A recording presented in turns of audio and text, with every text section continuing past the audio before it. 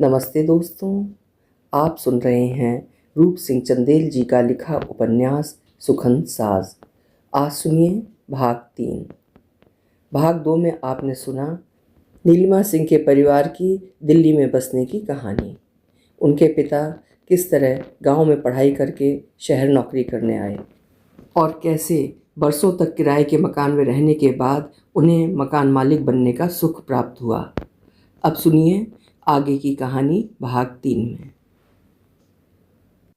मलिक निवास जनार्दन सिंह के लिए किसी सपने से कम नहीं था। उन्होंने कभी कल्पना नहीं की थी कि दिल्ली में उनका अपना मकान होगा, वो भी सफदरजंग जैसे अभिजात्य मोहल्ले में। उनके पिता प्रायः कहा करते कि भाग्य में जो लिखा है वो मिलकर ही रहता है। वो पिता की बात सुनते और चुप मन ही मन मुस्कुराते, क्योंकि वो भाग्य को मानते नहीं थे। वो नास्तिक नहीं थे, हनुमान भक्त थे और प्रति मंगलवार व्रत रखते थे। दिल्ली आने के बाद उन्होंने प्रगति और रादुगा प्रकाशन द्वारा हिंदी और अंग्रेजी में प्रकाशित रूसी साहित्य बहुत पढ़ा। मैक्सिम गोर्की की आत्मकथा पढ़कर वो सोचते थे कि वो व्यक्ति कितने संघर्षों के बाद केवल अपने श्रम और प्रतिभा के बल पर वहाँ तक पहुँचा था। कोई भी श्रमशील व्यक्ति अपना इच्छित न सही, लेकिन उसके निकट अपनी मंजिल हासिल कर सकता है। बेशक उन्होंने गोर्की जैसा संघर्ष नहीं किया, लेकिन चाहा था कि वो पढ़ लिखकर गांव से निकलें, और वो सपना पूरा हुआ। लेकिन ये कभी नहीं सोचा था कि वो दिल्ली के ऐसे पौष क्षेत्र में इतनी सहजता के साथ मकान मालिक बन जाएंगे। उन्हें वो दिन याद आता जब मलिक साहब को उन्होंने अपने मकान खोजने की बात बताई थी और वो उन्हें अपने साथ लेकर इस घर आए थे। भोजन करवाया था और अपने बारे में विस्तार से बताया था। वो परेशान रहे थे उस दिन कि जिस उद्देश्य से वो उनके साथ आए थे उस बारे में मलिक साहब चुप थे।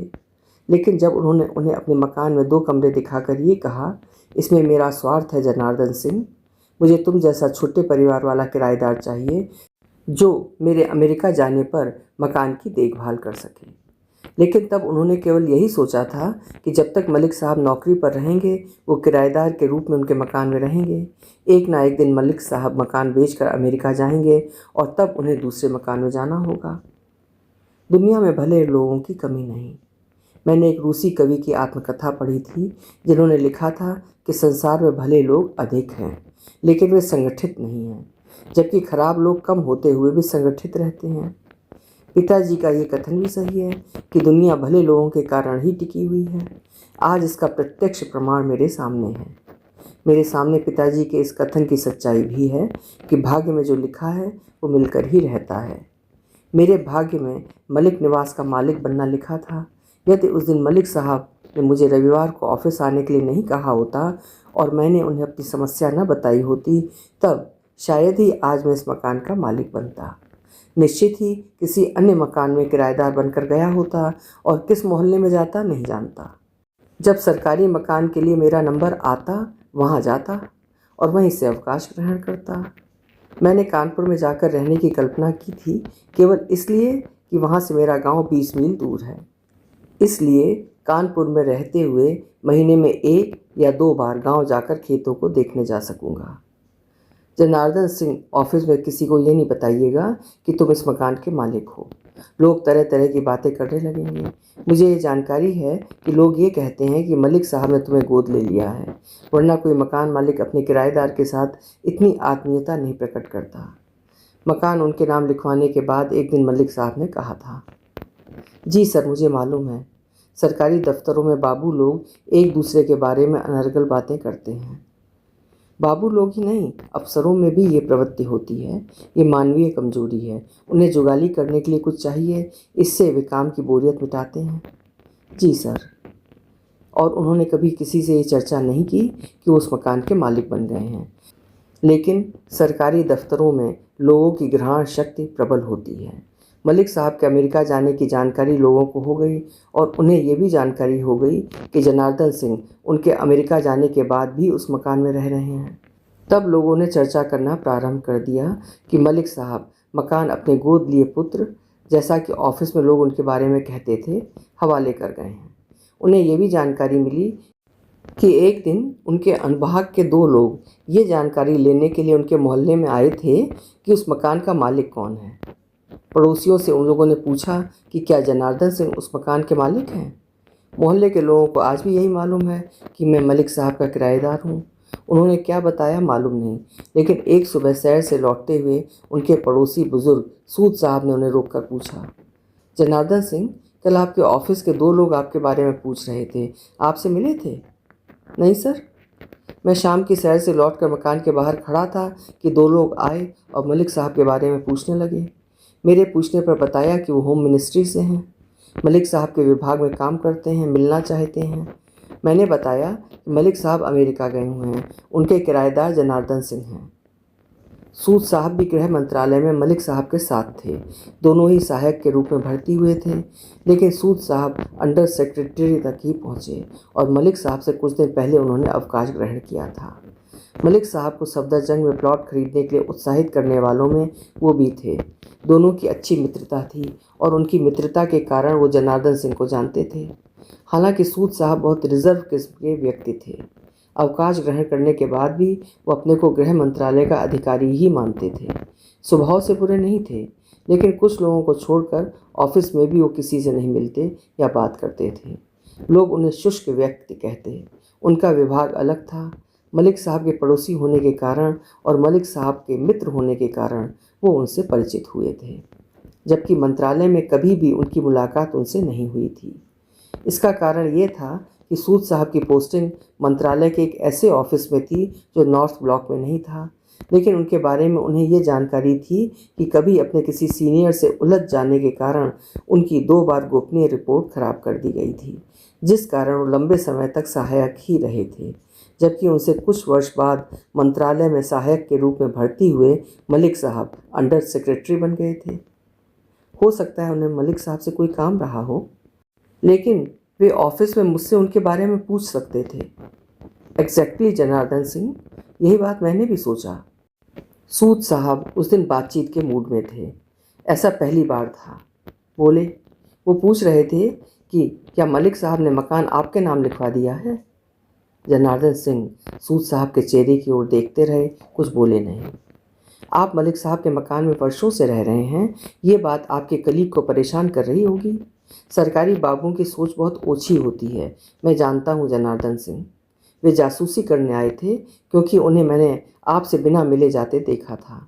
तब सोचता रहा था कि बेशक वे मलिक साहब से मिलने आए थे, उनके अधीन रहे होंगे, तो ये स्वाभाविक है कि इधर आने पर मिलना चाहा हो, लेकिन ये जानने के बाद कि आप अभी भी उनके मकान में रह रहे हैं, आपसे मिल सकते थे, लेकिन नहीं। सूद साहब को बीच में रोकते हुए जनार्दन सिंह बोले, सर, हो सकता है वे किसी और अनुभाग से रहे हों, कभी मलिक साहब के साथ काम किया हो। लोगों के ट्रांसफ़र एक अनुभाग से दूसरे अनुभाग में होते रहते हैं। हो सकता है, लेकिन उनका ये पूछना कि क्या मलिक साहब ने मकान आपके नाम लिखवा दिया है, से ये स्पष्ट हो रहा था कि वो आपके ही अनुभाग से थे और शायद ये जानने के लिए ही आए थे। सर, आप जानते हैं सरकारी दफ्तरों में कैसी राजनीति होती है। आई नो, खाली समय में लोग एक दूसरे के बारे में उल्टा सीधा बोलते रहते हैं, और ये सरकारी कार्यालयों में ही नहीं, प्राइवेट कंपनियों में भी होता है। सही कह रहे हैं सर। बात वहीं समाप्त हो गई थी, लेकिन वो सोचते रहे थे कि लोग अपने परिवार की चिंता से अधिक दूसरों की चिंता में दुबले क्यों होते रहते हैं। ईर्ष्या, द्वेष, अधिकांश लोग इस सब में अपनी ऊर्जा नष्ट करते रहते हैं। मलिक निवास के मालिक बनने के 5 वर्ष बाद पिता संपत सिंह बीमार हुए, लेकिन उन्होंने जनार्दन सिंह को सूचित नहीं किया। गांव में कोई डॉक्टर नहीं था। पड़ोसी गांव से एक झोला छाप डॉक्टर को दिखाया, लेकिन लाभ नहीं हुआ। जाड़े के दिन थे, 5 बीघे खेत वो बटाई पे देते, लेकिन घर में एक गाय और उसका बछड़ा था। उसके लिए चारा यानी हरियाली, जिसे वो हरियारी कहते थे। गेहूं के खेत में कुछ पौधे और मेड़ की दूब हरियारी कही जाती है, लेने के लिए सुबह मुंह अंधेरे खेतों की ओर निकल जाते। खेत गांव से 1 मील दूर थे। 65 की उम्र में भी वो पूरी तरह से स्वस्थ थे, अपने को बूढ़ा नहीं मानते थे। उनकी माँ ने जब भी कहा कि हरियारी लेने के लिए वो दिन चढ़ने पर जाया करें, लेकिन कभी उन्होंने उनकी बात नहीं मानी। एक दिन चादर में बंधी हरियारी लेकर वो घर लौटे और उनकी माँ से 1 गिलास चाय बनाने के लिए कहा। उससे पहले वो हरियारी लाते उसे गंडासे से काटते थे और भूसे में मिलाकर गाय और बछड़े की नांद में डालने के बाद चाय बनाने के लिए कहते। लेकिन उस दिन हरियाली ज़मीन में गड़े लकड़ी के छोटे से उस ठूंठ के पास चादर से उलटकर जिस पर रखकर वो गड़ासे से उसे काटते थे, वो चारपाई पर लेट गए थे। जनार्दन सिंह की माँ उस समय घर में झाड़ू लगा रही थी। संपत सिंह को खटोली में लेटते देख उन्हें आशंका हुई। हाथ में पकड़ी झाड़ू एक और रख उनके पास आई और पूछा, जनार्दन के बप्पा, तबीयत तो ठीक है? संपत सिंह ने अपने पर रजाई डाल ली थी। सोंठ डालकर एक गिलास चाय बना दो। पत्नी ने अनुभव किया कि ये कहते हुए उनके दांत आपस में बज रहे थे। उन्होंने उनके माथे पर हाथ रखकर देखा, माथा गर्म था। लगता है तुम्हें बुखार है जनार्दन के बप्पा? ठंड लग रही है। इस बार उनकी आवाज़ में कंपन था। पत्नी भाग्यवती, जिसे वो और गांव की उनकी उम्र और उनसे बड़ी महिलाएं भगवती या जनार्दन की अम्मा बुलाती थीं, ने चूल्हा जलाया, चाय बनाई और उन्हें देती हुई बोली, 10 बजे सुखरौली जाके डॉक्टर को दिखा आओ। अरे कुछ ना हुई, तुम नाहक परेशान ना हो। थोड़ा दिन चढ़े के बाद बगीचा से नीम के पेड़ पर से गुरे चले आइबे, काढ़ा बना दीनियो, 2 दिन में ठीक हो जाएगा। अपनी आवाज़ के कंपन को अनुभव किया संपत सिंह ने। कुछ रुककर बोले, पहले भी ऐसे ही ठीक हो जात रहा, इस बार भी हो जाएगा। भागवती देवी चुप उनके पैताने बैठ गईं और पति को चाय पीता देखती रहीं। अपने लिए नहीं बनावा का? संपत सिंह ने पूछा। ना, घर आंगन बुहारे का पड़ा है, ओए के बाद। उस समय मेरे लिए और बना देना। फिर हरियाली की ओर देखते हुए बोले, गाय और बछड़ा के आगे घास ऐसे ही डाल दो। अपनी तबीयत का ख्याल करो, गैया बछवा की चिंता छोड़ो। संपत सिंह ने खाली गिलास पत्नी को पकड़ाया और रजाई से सिर ढककर लेट गए। घर बुहार कर भगवती देवी ने चाय बनाई और उनका गिलास लेकर उन्हें आवाज़ दी। देर तक संपत सिंह नहीं बोले। भगवती देवी घबरा गईं। उन्होंने उनके सिरहाने से रजाई हटाई, तब वो अकबका कर उठ बैठे। शरीर में कंपन था। चाय पी लो और सुखरौली चले जाओ, भगवती देवी ने कहा। आज ना जाइबे, तुम कहू को कही के गुरुची मंगवा लो, ओका काढ़ा पिए से कल तक ठीक हो जाइबे। हम खुद जाकर ले आइबे। संपत सिंह चुप रहे, चाय पीकर लेट गए। लेकिन गुरुजी का काढ़ा पीने से उनका बुखार ठीक नहीं हुआ। तब 2 दिन बाद उन्होंने बटाईदार को बुलाया। उसकी बैलगाड़ी में लेटकर सुखरौली के डॉक्टर के यहाँ गए। सुखरौली उनके गांव से 2 मील था। जितनी ठंड वो अनुभव कर रहे थे उतनी थी नहीं। फागुन माह के शुरुआती दिन थे। ठंड कम हो रही थी। लोग आधी माह के स्वेटर पहन रहे थे। सुखरौली का डॉक्टर कानपुर के एक डॉक्टर के यहाँ मरीजों की मलहम पट्टी करने के साथ दवाओं की पुड़िया बांधता रहा था। उसने 10वीं तक पढ़ाई की थी, लेकिन पुड़िया बांधते और मलहम पट्टी करते उसने अच्छा अनुभव प्राप्त कर लिया और अपने को डॉक्टर समझने लगा। 4-5 सालों तक वो उस डॉक्टर के साथ रहा। फिर गांव लौटकर अपना दवाखाना खोल लिया। कभी गंभीर बीमारी का इलाज नहीं करता था। उस मरीज को डॉक्टर जाने की सलाह देता जिस डॉक्टर के पास रहकर उसने कंपाउंड्री की थी, और अपने मरीज वो उसके पास भेजता। आपको ठंड लग गई है ठाकुर साहब, उस झूला छाप डॉक्टर ने कहा और इंजेक्शन लगाकर 2 दिन की दवा दे दी। मरीज को इंजेक्शन की आवश्यकता ना भी होती तब भी वो उसे इंजेक्शन लगाता। 2 दिन बाद भी संपत सिंह का बुखार ठीक नहीं हुआ, बल्कि उन 2 दिनों में उन्हें खांसी भी आने लगी थी। छाती में जकड़न और पसलियों में दर्द था। 2 दिन बाद दिखाने पर डॉक्टर ने फिर इंजेक्शन लगाया और दवा बदलते हुए कहा, दवा बदल दी है, ठंड आपकी पसलियों में जम गई है। उस बार पति के साथ भगवती देवी भी गई थी। लौटते हुए भगवती देवी ने कहा, जनार्दन का खबर भिजवा दे, हमका ई डॉक्टर की दवाई समझ ना आ रही। लोग कहते हैं कि इस शहर में कोनो डॉक्टर के यहाँ कंपाउंडर रही, गांव आकर डॉक्टर बन गवा। संपत सिंह चुप रहे थे, लेकिन दूसरी बार की दवा से भी उन्हें लाभ नहीं हुआ, बल्कि पसलियों का दर्द और छाती की जकड़न बढ़ गई। खांसी भी पहले से अधिक हो गई। तब वो परेशान हुए। उन्होंने पत्नी को जनार्दन को तार देने की सलाह दी। पत्नी ने बटाईदार की सहायता ली और उसे बेटे का पता देकर तार देने का अनुरोध किया। तार देने के लिए बटाईदार को गांव से 10 मील दूर कस्बे जाना पड़ा। बटाईदार ने तार में केवल इतना लिखवाया, पिता बीमार, जल्दी आएं। तार जब घर पहुंचा, जनार्दन सिंह ऑफिस में थे। निर्मला ने फ़ोन करके उन्हें सूचना दी। घबरा गए जनार्दन सिंह। तार के विषय में बताकर उन्होंने 1 सप्ताह के अवकाश के लिए आवेदन किया, लेकिन उन्हें केवल 2 दिन का अवकाश मिला। 2 दिन बाद संसद का सत्र प्रारंभ होना है जनार्दन सिंह, आपकी उपस्थिति आवश्यक होगी, उनके डीएस ने कहा। वो परेशान हो उठे, लेकिन तत्काल निर्णय किया कि वो पिताजी को दिल्ली ले आएंगे और निर्मला उन्हें सफदरजंग अस्पताल में दिखा देगी। वो उसी दिन रात 12 डाउन से गांव गए। ट्रेन उनके गांव से 1 किलोमीटर दूर के स्टेशन सुबह 6 बजे पहुंचती थी। उसी दिन शाम को पिता और मां को लेकर बस से कानपुर आ गए, जो उनके गांव से 30 किलोमीटर दूर था। घर में ताला बंद किया, गाय और बछड़ा को बटाईदार को देखभाल करने के लिए दिया, उनकी चारा और चरवाई के लिए कुछ पैसे दिए। जब वो कानपुर स्टेशन पहुंचे, उस समय शाम के 6 बजे थे। माँ पिता को प्लेटफॉर्म नंबर 1 के विश्रामालय में बैठाकर वो आरक्षण के लिए काउंटर पर पहुंचे, जो प्लेटफॉर्म नंबर 1 से रेल बाजार की ओर था। उन्हें जनता एक्सप्रेस में द्वितीय श्रेणी में और माँ और पिताजी के लिए आरक्षण मिल गया। टिकट चेकर को पिता की बीमारी का हवाला देकर उन्होंने उसी कोच में रहने के लिए उसे मना लिया था। उसके लिए उन्हें रिश्वत देनी पड़ी थी। टिकट चेकर को पैसे देते हुए सोचते रहे थे कि आज़ादी से पहले देशवासी सोचते थे कि अपनी सरकार होगी तब भ्रष्टाचार समाप्त हो जाएगा, लेकिन आज़ादी के बाद भ्रष्टाचार चरम पर पहुंच गया है। शायद दुनिया का कोई भी देश ऐसा नहीं जहां भ्रष्टाचार नहीं है, लेकिन भारत जैसे विकासशील देशों में ये चरम पर है।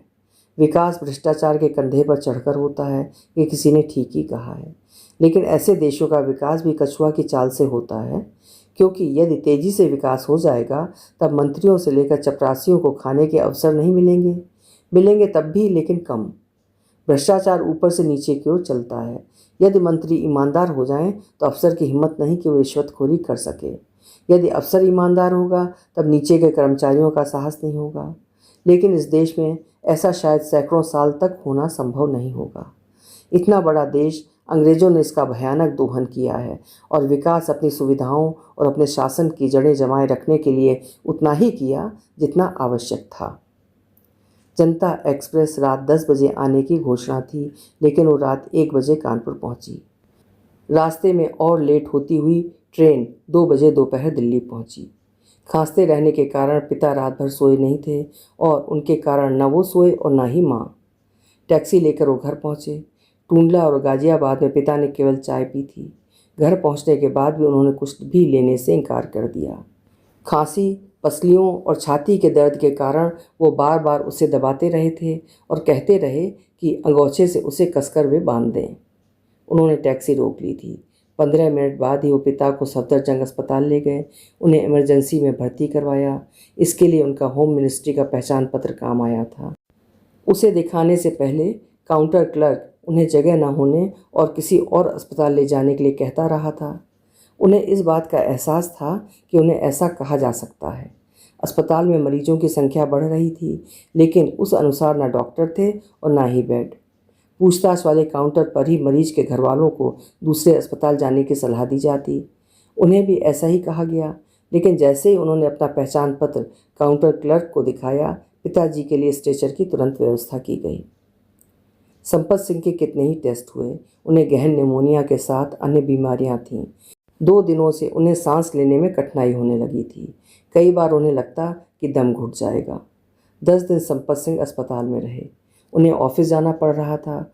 निर्मला अस्पताल और घर संभाल रही थी। पिता की बीमारी के कारण उनके डीएस ने काम न होने पर दिन में उन्हें पिता को देख आने की छूट दे रखी थी। वो प्रतिदिन दोपहर 12 बजे ऑफिस से निकलकर ऑटो से अस्पताल पहुंचते और 1 घंटा रुककर लौट आते।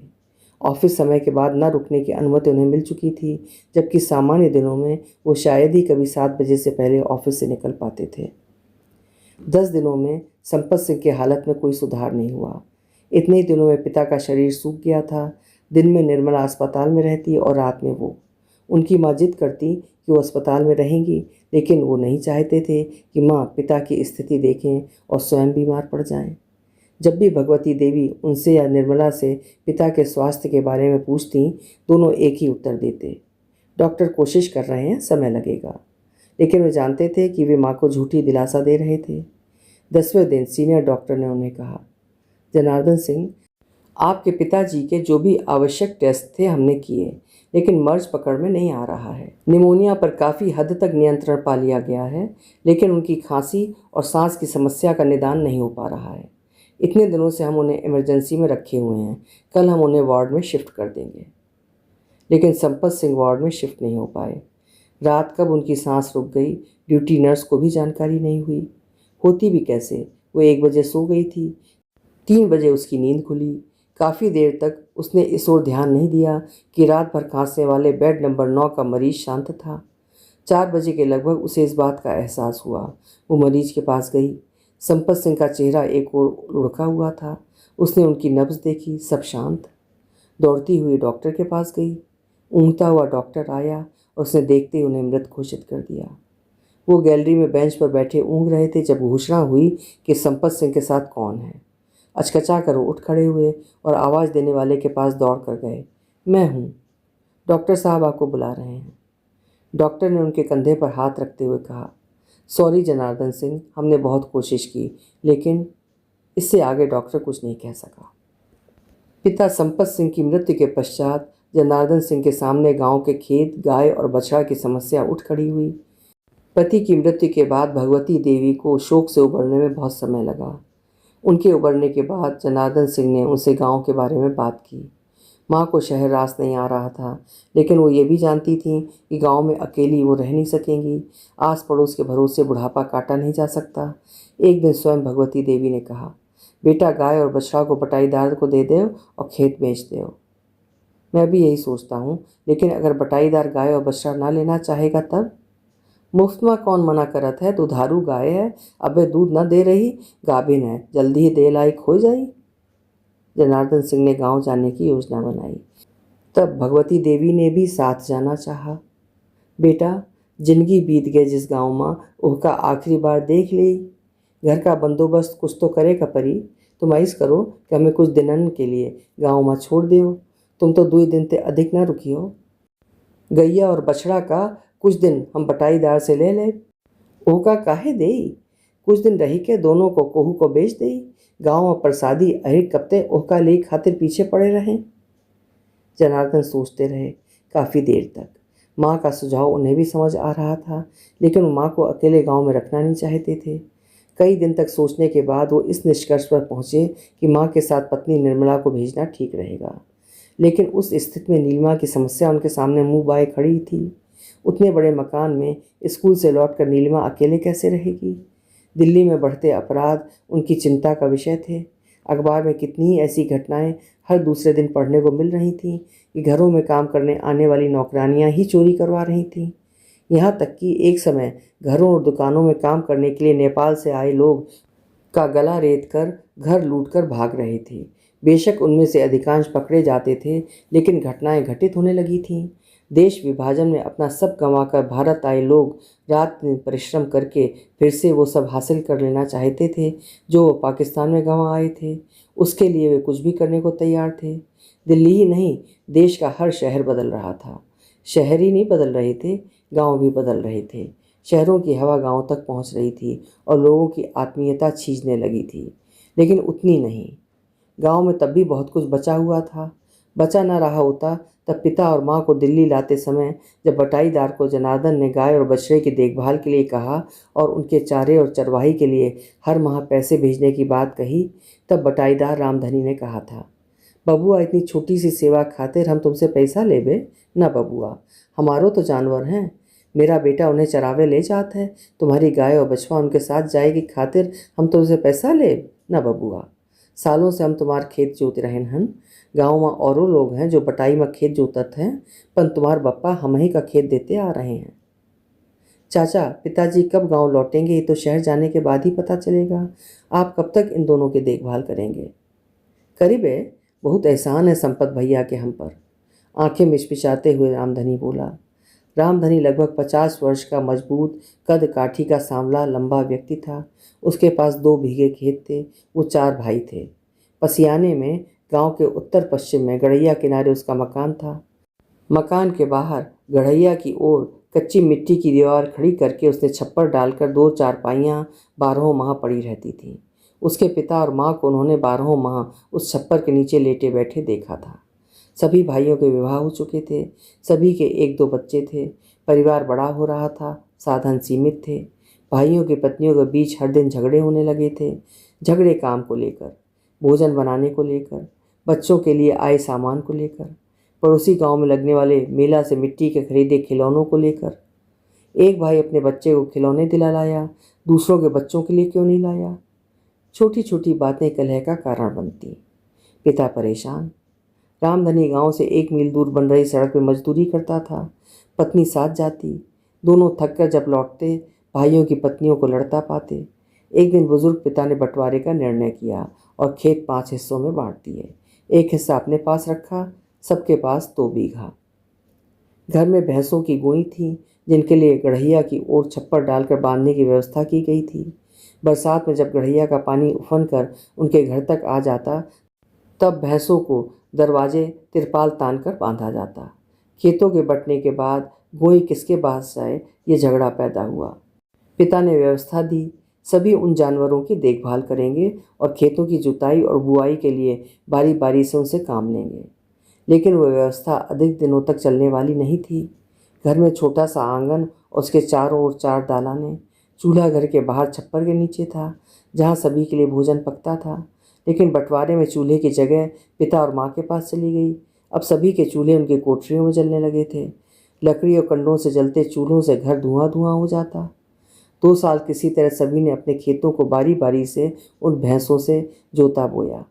पहले झगड़े पत्नियों के बीच होते थे, जिनमें रामधनी की पत्नी शामिल नहीं होती थी, क्योंकि वो सड़क में काम करने पति के साथ चली जाती थी। लेकिन बंटवारे के बाद 2 साल बाद भाइयों में भी झगड़े होने लगे। हर भाई पहले खेत जोतना बोना चाहता। रामधनी चुप रहता, लेकिन चाहता वो भी। भाइयों में वो सबसे छोटा था। एक दिन उसने घर छोड़ने का निर्णय किया। मजदूरी से पति पत्नी ने इतना कमा लिया था कि वे जमीन का एक छोटा सा टुकड़ा लेकर घर बना सकते थे। गांव में संपत सिंह की छवि लोगों के मददगार के रूप में थी। रामधनी को मालूम था कि संपत सिंह का जमीन का एक छोटा सा टुकड़ा उसके घर से कुछ दूर सड़क के किनारे है, जिसमें 2 साल पहले तक कटहल का पेड़ था। लेकिन अचानक किसी बीमारी से पेड़ सूख गया। जमीन के उस टुकड़े के लिए रामधनी उनके पास गया। संपत सिंह ने रामधनी की बात सुनी और बोले, रामधनी, तुम जब चाहो जमीन के उस टुकड़े पर अपना घर बनवा लो। चाचा, पैसे बता दें? रामधनी, उस छोटे से टुकड़े के लिए मैं तुमसे पैसे लूं? रामधनी संकुचित हो उठा। चाचा, आप जैसा इस गांव में दूसरा नहीं, रामधनी बोला।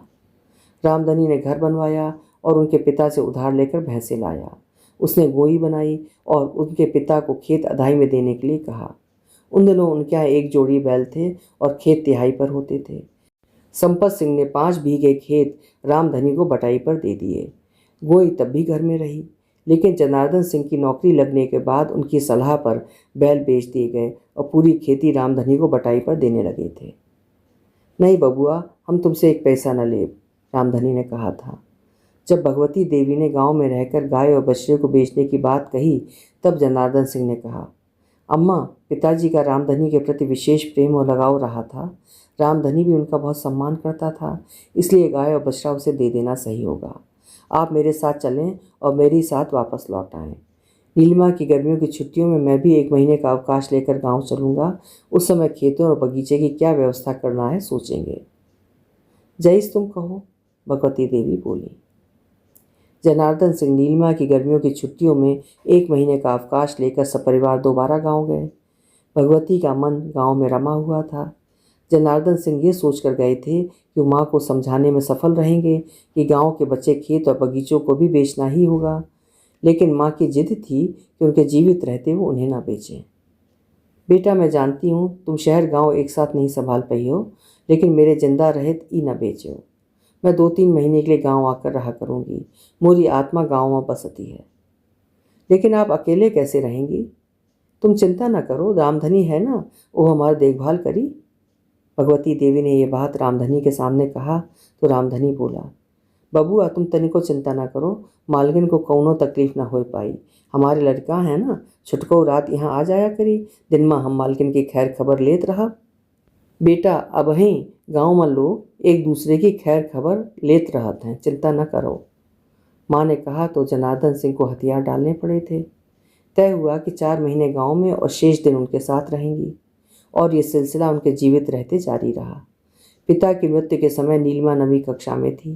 पढ़ाई के कारण निर्मला और नीलिमा उस बार के बाद गांव नहीं गईं, लेकिन जनार्दन सिंह माँ को गांव छोड़ने, 2 दिन वहां रहकर उनके रहने की व्यवस्था करने और उन्हें लेने जाते रहे थे। नीलिमा जब हिंदू कॉलेज से अंग्रेजी ऑनर्स कर रही थी और दूसरे वर्ष में थी जब भगवती देवी का निधन हुआ। उन दिनों वो दिल्ली में थीं। उनके निधन के बाद जनार्दन सिंह ने गांव के खेत बगीचा बेच दिए थे। उन्हें रामधनी ने खरीदा। रामधनी कठिन परिश्रमी था। बटाई के खेतों के बल पर उसने अपनी आर्थिक स्थिति बहुत मजबूत कर ली थी। उसका बड़ा बेटा 20 वर्ष, मंझला 17 और सबसे छोटा 12 वर्ष का था। सबसे छोटा ही भगवती देवी के गांव में रहते हुए उनकी सेवा में रहता था। जनार्दन सिंह के खानदानी निर्भय सिंह को जब ये जानकारी हुई कि उन्होंने खेत रामधनी को लिखा दिए हैं, तब उन्होंने उन्हें घेरा और कहा, हमारे पुरखा एक थे, हमारे अंदर एक ही बुजुर्ग का खून बह रहा है। संपत भैया ने पहले खेत बेचे तब भी हम सबसे चर्चा नहीं की, और अब तुमने एक अछूत को खेत बेच दिए, हम मुफ्त में लेते। चाचा, पहले जब खेत बिके तब पिताजी ने गांव में घोषणा करके बेचा था। हमें पैसों की आवश्यकता थी, आपसे भी पूछा था पिताजी ने, लेकिन तब आपने कहा था कि आप इतनी बड़ी रकम नहीं जुटा सकते और हमें पैसों की ज़रूरत थी। इसलिए ऐसा कहा था कि संपत खेत ना बेचें। अगर मालूम होत कि तुम दिल्ली में कोठी खरीद रहे हो तो हम कर्ज लेकर खेत खरीद लेते। कुछ क्षण रुककर निर्भय सिंह बोले, बहरहाल उस बात को छोड़ो, लेकिन इस बार तुमने हवा तक नहीं लगने दी। भौजाई कहाँ गई? तुमने गुपचुप तरीके से उस पासी को खेत बेच दिए। जनार्दन सिंह को निर्भय सिंह का रामधनी के लिए पासी कहना बुरा लगा। जानते थे कि आज़ादी के बाद कितने ही कानून बन गए हैं, लेकिन गांव के लोगों की मानसिकता बदलने में सैकड़ों साल लगेंगे। जाति पाति का जो कीचड़ उनके दिमाग में भरा हुआ है वो इतनी आसानी से नहीं निकलेगा। उन्होंने उत्तर दिया, चाचा, रामधनी और उनके परिवार ने अम्मा की बहुत सेवा की। मरते समय अम्मा ने वायदा लिया था कि खेत और बगीचा रामधन को ही देना है। अगर वो पैसा ना दे पाए तब भी, जब उसके पास पैसे होंगे दे ही देगा। मैंने अम्मा की बात का सम्मान किया। उन्होंने घर रामधनी को देने के लिए कहा है और मैं घर उन्हें दे रहा हूँ। ओह, तो तुम घर रामधनी को दे रहे हो? हमरे बीच एक पासी आकर रहेगा, ये कतई नहीं होने दूंगा जनार्दन। चाचा, रामधनी या उसके किसी बच्चे के मेरे घर में आकर रहने से आपको परेशानी है, लेकिन आपने पसियाने में जो घेर बनाया हुआ है उसमें जाकर रहने में आपको कोई परेशानी नहीं है। उसमें मेरे जानवर बंधते हैं। जानवरों की देखभाल आप लोग ही करते हैं ना, उस मोहल्ले में जाते हैं ना, और जिन्हें आप अछूत कह रहे हैं उनके बिना आपका काम चल जाता है। संविधान में सभी को बराबर का अधिकार दिया गया है। मैं आपसे बहुत छोटा हूँ, आदर के साथ कहना चाहता हूँ कि बदलते समय के साथ सभी को बदल जाना चाहिए। चाचा, सबके अंदर वही खून बह रहा है जो आपके और मेरे अंदर बह रहा है। तुम कुछ भी कहो, लेकिन इस मोहल्ले में रामधनी या उसका परिवार आकर नहीं रहेगा। जिस समय निर्भय सिंह ने ये बात कही, रामधनी आ गया था। उसने निर्भय सिंह की बात सुन ली थी। मैंने जो कहा उस पर विचार करना जनार्दन सिंह। रामधनी के आने के बाद ये कहकर निर्भय सिंह चले गए थे। बबुआ, निर्भय सिंह और उनके लड़के कई बार मुझे घेर चुके हैं कि मैं तुम्हारे खेतों को उन्हें बेच दूँ। मुझे मालूम है कि मालकिन ने घर मुझे देने के लिए कहा है, लेकिन ई लोगन के बीच आकर रहने में खतरा है। तुम्हारे खेत लिखवा लेने से ई चिढ़े हुए हैं। इनके बीच आकर अगर रहिबे ते ई कुछ ना कुछ कर रही हैं। जान है तो जहान है बबुआ, तुम ये घर इनको ही दे दो। ये नहीं होगा। मैं इन लोगों को ज़मीन का 1 इंच का टुकड़ा भी नहीं दूंगा। सारी ज़िंदगी ये पिताजी को दुश्मन की तरह देखते रहे। इनका परिवार बड़ा होता गया और खेत कम होते गए। इसमें मेरे पिताजी का क्या दोष? इन्हें मेरे पढ़े जाने, दिल्ली में नौकरी लगने और वहाँ मकान खरीद लेने से परेशानी है। अब दादागिरी दिखाकर ज़बरदस्ती घर पर कब्जा करना चाहते हैं। देर तक सोचने के बाद रामधनी ने कहा, बबुआ, एक उपाय है। ये मकान तुम मुझे तो नहीं दो, पर अब इसे खाली रखना भी ठीक नहीं। तुम्हारे जाए के बाद ये कबहू इस पर कब्जा कर रही हैं। इनके लड़का और पोते तहमत बांध के कंधे पर लाठी लेके चलत हैं। कई बार चमरोटे के लोगों को केवल इसलिए पीट चुके हैं कि वो दूसरन के खेतन में काम कर रहे हैं, और इनके यहाँ काम करे जाए थे इनकार कर दिया था। इनके यहाँ को काम करे नहीं जाना चाहता, कारण कि मजूरी समय से नहीं देत। मैं जानता हूँ तुम यहाँ आकर रह नहीं सकते, अम्मा बप्पा रहे नहीं, और मुझे ये लोग यहाँ रहने नहीं देंगे। एक बात दिमाग में आ रही है। क्या? तुम ये मकान गांव पंचायत को दे दो। पंडित जसोधर मिश्र नेक आदमी हैं, मकान का सही इस्तेमाल करिए। आपने उचित सलाह दी। उसी दिन जनार्दन ने पंडित जसोधर मिश्र को अपनी इच्छा व्यक्त करते हुए कहा, चाचा, मैं अपना मकान गांव पंचायत को देना चाहता हूँ। जनार्दन के प्रस्ताव ने जसोधर मिश्र को उत्साहित किया। बोले, जनार्दन, तुम नेक पिता की नेक संतान हो। गांव में अभी तक सरकारी स्कूल नहीं खुला। मैं कब से प्रयास कर रहा हूँ। गांव के बच्चों को पड़ोसी गांव जाना पड़ता है। जब भी सरकार को प्रस्ताव भेजा, एक ही जवाब आया कि बिल्डिंग बनाने के लिए पैसे नहीं हैं। तुम्हारा मकान पक्का भी है, बिल्डिंग की समस्या बेटा तुमने हल कर दी। और अगले सत्र से जनार्दन सिंह के घर में प्राइमरी स्कूल प्रारंभ हो गया था। उसके कुछ वर्षों बाद जनार्दन गांव गए तो देखकर प्रसन्न हुए कि उनके घर में प्राइमरी और गांव के बाहर गांव पंचायत की जमीन पर जसोधर मिश्र के प्रयास से जूनियर हाई स्कूल बन गया था। गांव की उनकी वही अंतिम यात्रा थी। उसके बाद वो नौकरी और परिवार में ऐसा फंसे कि गांव छूट गया। शेष रही तो गांव की यादें। नीलिमा ही उनकी एकमात्र संतान थी। उन्होंने अपना सारा ध्यान उसकी पढ़ाई और कैरियर पर केंद्रित कर दिया। नीलिमा अध्यापन में जाना चाहती थी। उसने अंग्रेजी में पोस्ट ग्रेजुएशन किया, एमफिल के लिए रजिस्ट्रेशन करवाया, लेकिन अपने निर्देशक और पिता की सलाह पर सहायक के लिए आवेदन किया और पहली बार में चुनी गई।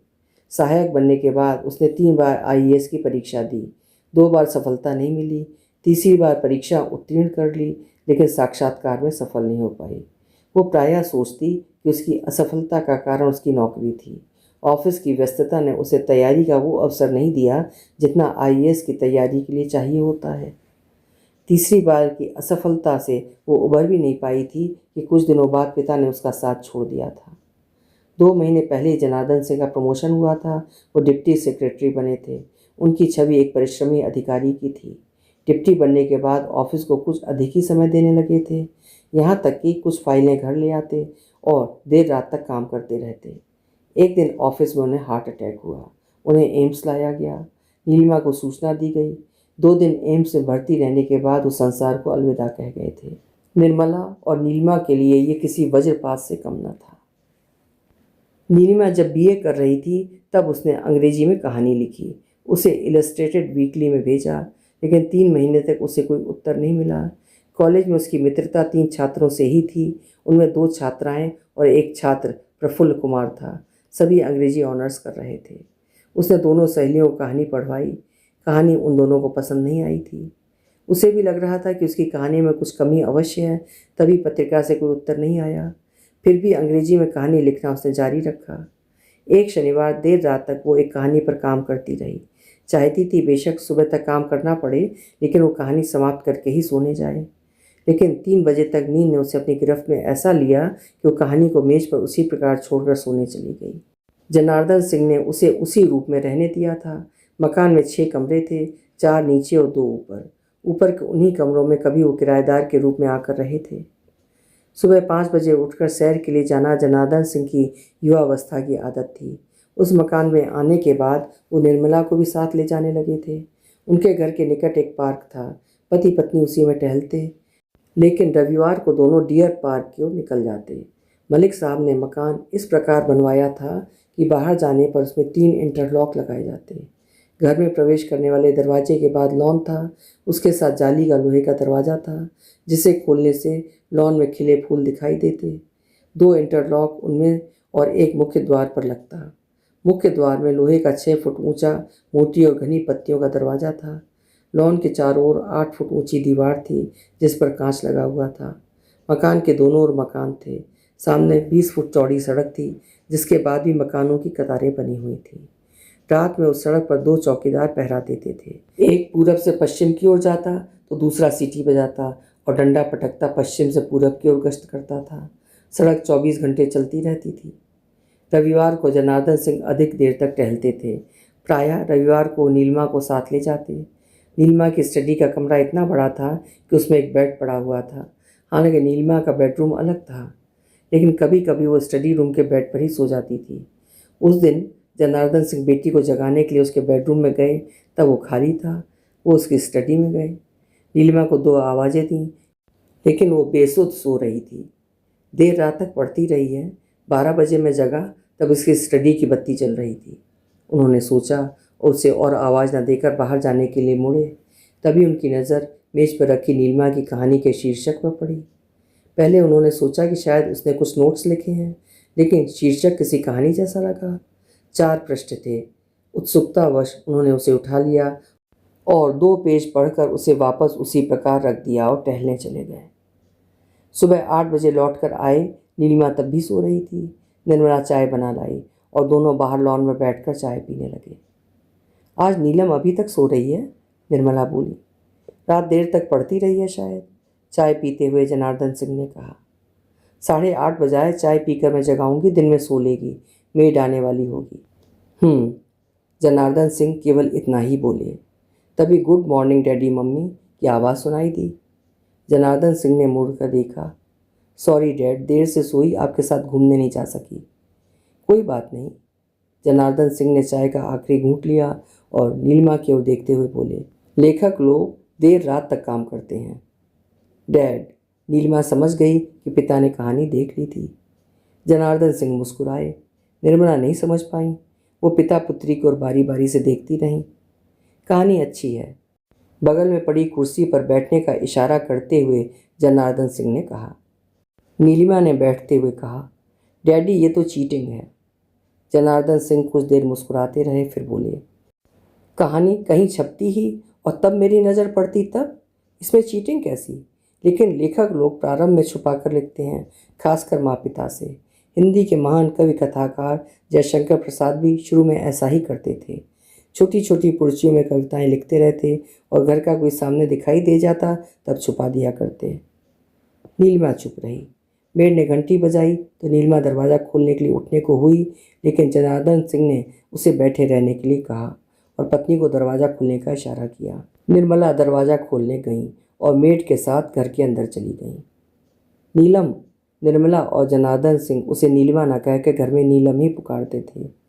मैंने आधी कहानी पढ़ी, भाषा और विषय अच्छा है, लेकिन एक सुझाव देना चाहता हूँ। नीलिमा पिता के चेहरे की ओर देखने लगी।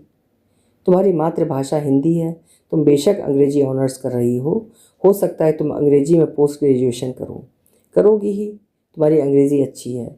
मेरा सुझाव है कि तुम्हें अंग्रेजी में नहीं, हिंदी में कहानी लिखना चाहिए, लेकिन उससे पहले तुम्हें हिंदी लेखकों को पढ़ना चाहिए। तुम्हारी हिंदी भी अच्छी है, तुम्हें इंटरमीडिएट में हिंदी और अंग्रेजी दोनों में डिस्टिंक्शन मिला था। करियर को ध्यान में रखते हुए तुमने अंग्रेजी ऑनर्स का चयन किया, ये सही है। हिंदी में पोस्ट ग्रेजुएशन के बाद अध्यापन, अनुवादक, हिंदी अधिकारी जैसे पदों में ही कैरियर है, अधिक से अधिक पत्रकारिता, लेकिन वहाँ की स्थिति अच्छी नहीं। बेहतर होगा कि तुम हिंदी में लिखो। एक क्षण के लिए वो रुके, फिर बोले, बलवंत गार्गी पंजाबी के प्रसिद्ध साहित्यकार हैं, अंग्रेजी में लिखते थे। ये उनके शुरुआती दिनों की बात थी। उन्होंने किसी अंग्रेज को अपनी अंग्रेजी कविता पढ़ने को दी। पढ़ने के बाद उसने पूछा कि उनकी मातृभाषा क्या है। उन्होंने बताया। उस साहित्यकार ने कहा कि उन्हें अपनी मातृभाषा में लिखना चाहिए, क्योंकि जो भाव एक रचनाकार अपनी मातृभाषा में प्रकट कर सकता है वो दूसरी भाषा में नहीं कर सकता। जनार्दन सिंह फिर रुके। मुझे गर्व है कि मेरी बेटी साहित्यकार बनना चाहती है, लेकिन एक बात का ख्याल भी रखना नीलम, कि साहित्य पेट नहीं भर सकता। हिंदी में गिने चुने लोग हैं जो स्वतंत्र लेखन करके जी सके। भगवती चरण वर्मा, विष्णु प्रभाकर जैसे गिनती के लोग। राजेंद्र यादव भी नौकरी नहीं करते, लेकिन उनकी पत्नी मन्नू भंडारी मिरांडा हाउस में प्राध्यापक हैं। नीलिमा गंभीरतापूर्वक पिता की बात सुनती रही। पिता के चुप होने के बाद बोली, आप ठीक कह रहे हैं डैडी, मैं हिंदी लेखकों को पढ़ूंगी और हिंदी में लिखने का प्रयास करूंगी। और जब वो बीए अंतिम वर्ष में थी, उसकी पहली कहानी सारिका में प्रकाशित हुई थी और उस पर पाठकों के अनेक पत्र सारिका में प्रकाशित हुए थे। आप सुन रहे थे उपन्यास सुखन साज का भाग 3। उपन्यास की कहानी जारी रहेगी अगले भाग 4 में।